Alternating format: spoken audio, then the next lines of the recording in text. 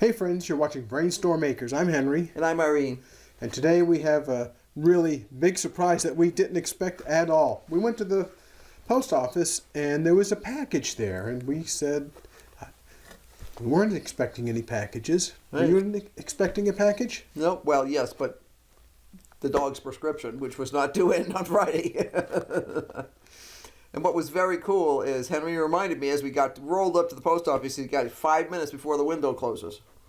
And that means I had to get to my post office box, get the card out of it, rush to the window, and make sure it got... So she had success. I did. And what did we get, Irene? We got a very nice gift from Dan at Home in the Sticks. Yeah, Dan has been following our channel for quite a while. I'll put a link to his channel. Let's see. Over there. It's a blast. You really got to watch it if you haven't seen him. That's right. We enjoy his channel. We watch faithfully. And while he's busy drowning in rain, we're usually not drowning in rain. Yeah, we're usually blowing away in the dust. That's right. So it's always fun to know that somewhere in the United States there was rain. So we got a really nice letter from Dan. We did. But we got something else that's really impressive. Very cool. We got a pack of Mississippi Bunch butter beans. And for those who live above the Mason-Dixon, butter beans are lima beans. And top pick purple hull peas. So I did a little research to find out what the rules are for these, and I think we can actually probably plant some of the purple hulls this year. We have enough time to get off a harvest, and we've actually got a bed that we have room in right now. Yeah, a really fortuitous timing on this. Right, we didn't plant one of our beds with green beans because we were short on water, and you need extra water, of course, when you plant so you can keep everything wet. So now we've got water, and I'm thinking purple hull peas would be a perfect solution for that.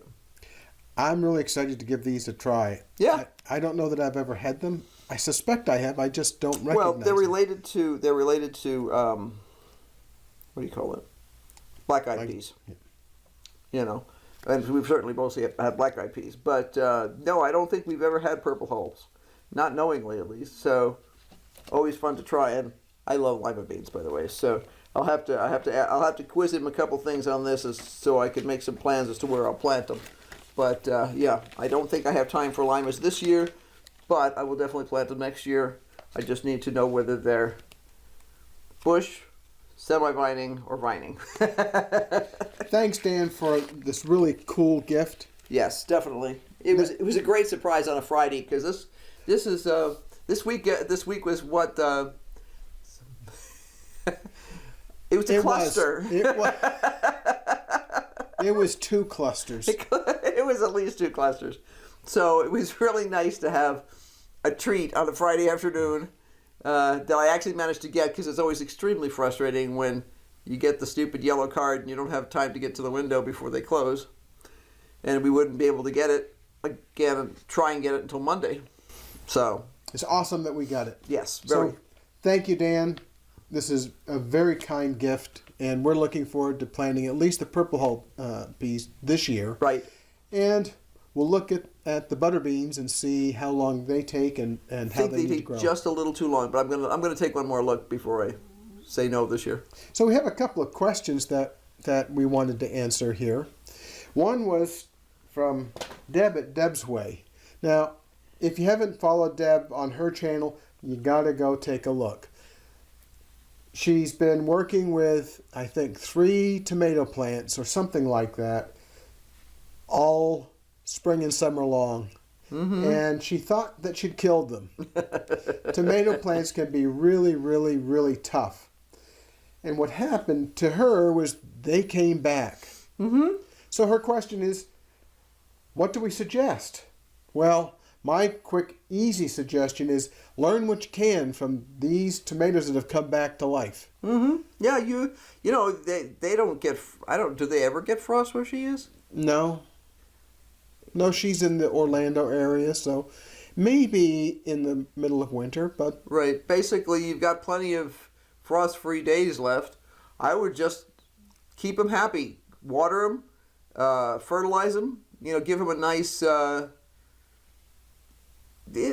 one of those Job's tomato fertilizers that they sell, the nice organic ones. Yeah, for a new gardener, for somebody who's new to raising tomatoes, for sure, it's a lot of times a lot easier to go ahead and use a commercial fertilizer that's formulated for tomatoes, for example. Right. That way you're not risking accidentally doing some damage. And I've used the tomato formula fine before. It worked great. So I would just get something like that and keep watering them. They should produce. I don't know how soon, but there's no reason they shouldn't. Tomatoes can actually be perennials in climates where it doesn't get cold. Now, there's a lot of things that you can do with those tomato plants. It's a matter of figuring out whether they're a vining or a bush type tomato plant.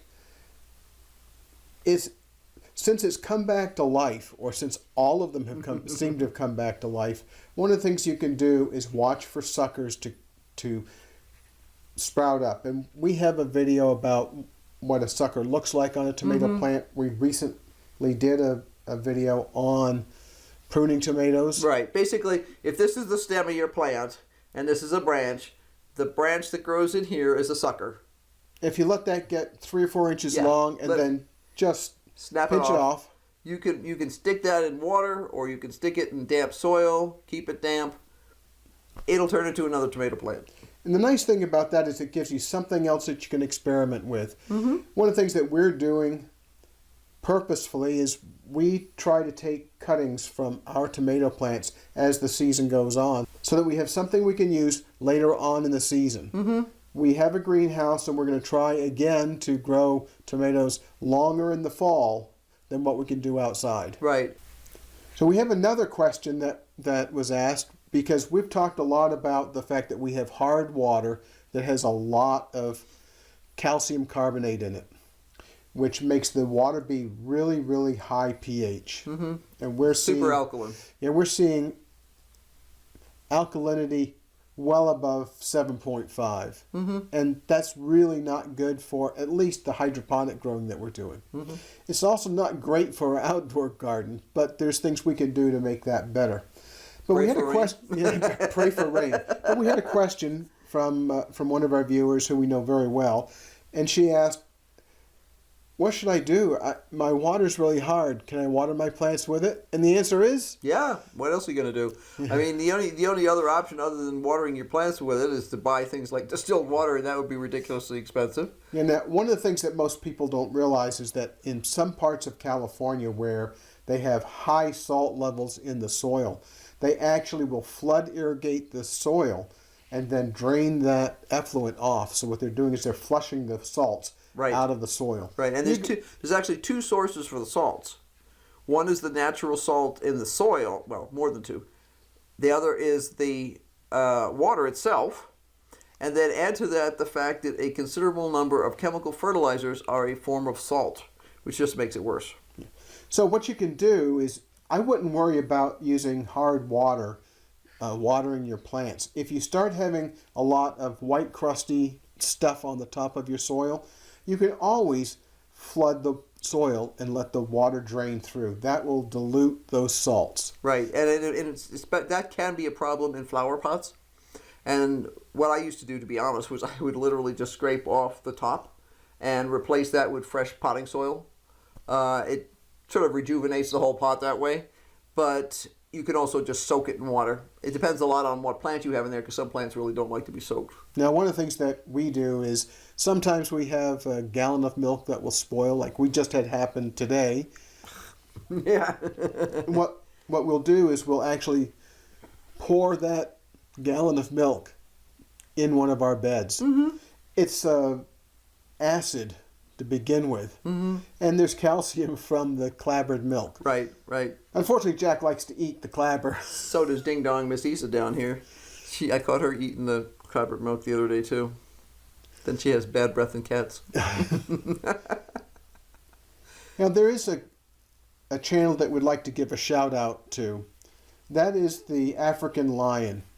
He made a really good point on a recent video that small YouTube makers, creators, need to support each other because the huge channels, generally speaking, don't give you the time of day. No, most of them won't answer any questions you have or anything else. Now, there's been a couple of bigger channels recently that have developed a little humility, and that's been kind of cool to see. We try and answer every question that comes in. Now, I recognize when you are a big channel, you have more trolls, and you also have more people that answer the same question over and over again. And that's why a bunch of people who do have bigger channels will do a Q&A periodically, and they'll say, okay, we've gotten this question 15 times, and instead of typing out the same answer 15 times, we'd like to answer it for everybody. Because if we figure if these 15 people have asked it, then, there's another 200 out there that have that same question. But it is really important, we feel, to support other small channels. And not so small channels either. Yeah, well, being kind to people is never a bad thing. Well, when we started our channel, part of the point was to teach people some things that we think we know. Mm-hmm. We certainly don't know everything. Mm-mm. We know a few things. We've been between the two of us, we've been gardening for a century. Mm-hmm. Doesn't that sound horrible? It does. Anyway, we've been gardening a long time. And my mother was a master gardener. She was a master horticulturist. And so I learned a lot from her. I worked with an entomologist who had a tree farm. I learned a lot from him. So there's a lot of things that I think I know, but a lot of that knowledge is from 50 years ago. And things do change. We do stay up. I mean, I was, I told you the other day when I was looking for specific information, I ran across an old ag bulletin from LSU, Louisiana State University, that was revised in 2009.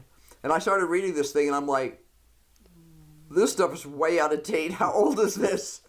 And because I do stay up, I'm aware of stuff. I mean, they were listing several things that you could use on your fields that I don't think are legal anymore. So the whole point about the African lion is he's advocating that creators support each other. So we wanted to give a shout out to him specifically to let you know that there are people who are looking for other support other than trying to get something from a big channel. I found the African lion because I was looking for a pie press. That is to make a hand pie, crust and filling. And I accidentally found his channel. It's a really good channel for what he does. And I follow it. So we encourage you to go take a look at his channel. I'm praying that next week is not the kind of cluster that this week was. And I'm hoping that everybody had a better week than we did. Well, let's see. It started with a car that broke. Well, it didn't broke. It actually disassembled. Uh-huh. And it went downhill from there. Yeah. Well, but it's uphill at the end. It was uphill at the end. Well, thanks very much for watching. We hope that you found our answers here and our mail call to be of interest. Please like... Well, Isa. She wants her time. Is this the right angle? Just watch those claws. Oh, yeah. Well, I haven't trimmed them lately. Anyway, thanks very much for watching. We better cut this off before either one of us gets any more blood drawn. Thanks for watching. Bye.